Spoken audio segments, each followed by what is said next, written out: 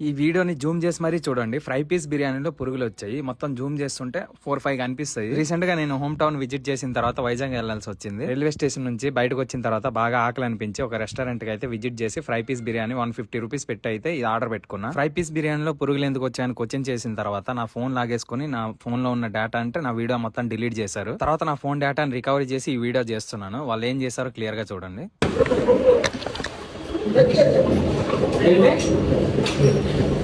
బిర్యానీలో పురుగులు ఉన్నాయండి. బిర్యానీలో పురుగులు ఉన్నాయండి. పడిపోవడం అలా రావట్లేదు, పీస్లో నుంచి వస్తుంది. పీస్లో నుంచే వస్తుంది.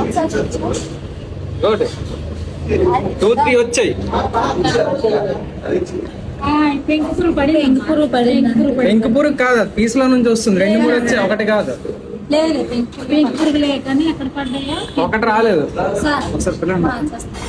మార్చడం కాదు, చూసుకోరా పెట్టేటప్పుడు. ఇయో తాగండి పిల్లండి.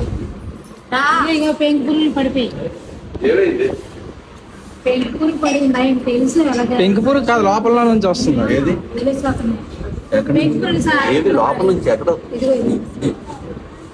2-3 వచ్చాయి, ఒకటి కాదు. ఇప్పుడు ఎగిరాయాలి. ఉడికిన దాంట్లో బతికింది అదే ఉడికిన దాని కాదు, మరి చూసుకోవాలి కదా. చూసుకోవాలి కదా. ఎంతమంది అంటున్నారు కదా, ఇక్కడ ఎక్కడ పడ్డాయి వీడియో